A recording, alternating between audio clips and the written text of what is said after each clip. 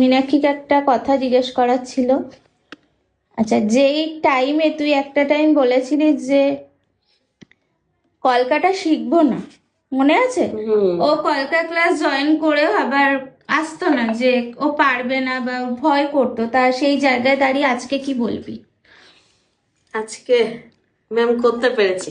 করতে পেরেছি। তা কলকা শিখে ভুল হয়নি?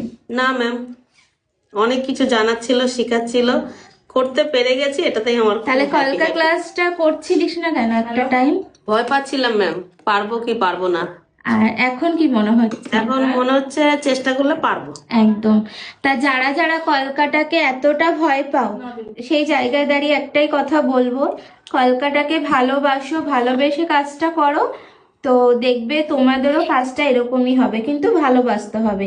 এটা বলবো না কলকাতাকেই শুধু ভালোবাসতে হবে, যে কোনো কাজকে ভালোবেসে করলে সেটা অবশ্যই পাওয়া যায়। সেটা মীনাক্ষীকে দিয়ে তোমরা বুঝতে পারছো যে ওর কাজটা সবাই বলছে খুব ভালো হচ্ছে।